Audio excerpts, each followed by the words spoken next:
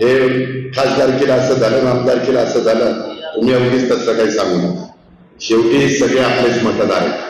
हे काय झालं, एका बाजूला आदरणीय पवार साहेब, एका बाजूला अजित पवार. बारामतीकरांच्या पुढे प्रश्न निर्माण राहणारच ना, का काहीचं प्रेम साहेबांवर नसावं? असलं पाहिजे.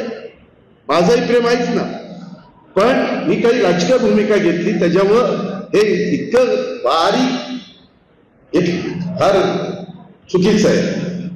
अरे जरा दिलदारपणा वाढवा, मोठेपणा वाढवा, मनाचा मोठेपणा करा. त्याच्यामध्ये आपण कालपर्यंत एकत्रच होतो ना, एकमेकाला आधारच. मला सुरुवातीला निवडून द्यायला पवारसाहेबच काय निवडून आहे ना, काय वर्ण पटत होता मी, हे कसं आपल्याला विसरत नाही. तुम्ही फार संकुचित विचारांचे राहू नका. आपल्याला त्यामध्ये बारामतीकरांचं पूर्णपणे आपल्या, आता तुम्हाला बारामतीकरांनी दिलीच नसाल, माळेगाव कारखान्याला दिली, आमदारकीला दिली, बदल झाला ना बाबा. त्याच्यामुळं मी आता तर मला खासदारकीला जे 42,000 मतं कमी पडली, त्यांनी मला मत केलं नाही, आता हे तर बघतो. अरे मग 1 लाख मतं कशी झाली असते? ही अडक काय नाही, कारण पुढंच झालं. मित्रांनो तसं नसतं. काही काही माणसं जोडायची असतात. काहींचं काही थोडस चुकलं असेल तर त्याला आणू ना मुख्य प्रवाहात. काय हरकत काय? झालं गेलं गंगेला मिळालं,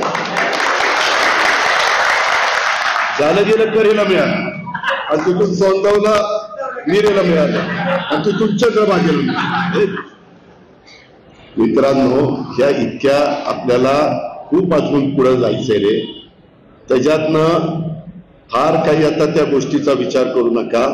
ह्यामध्ये 41च्या 41 बारामतीचे उमेदवार, 42 नगराध्यक्ष धरून 42 हे कसे निवडून येतील, आणि 18 नगरपंचायतीचे कसे येतील हे आपण बघू ना.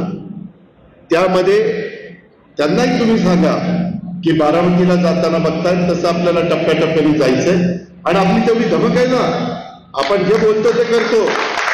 आपल्या मनगटामध्ये तेवढी जोर आहे, तेवढी ताकद आहे, ते करायची हिंमत आहे.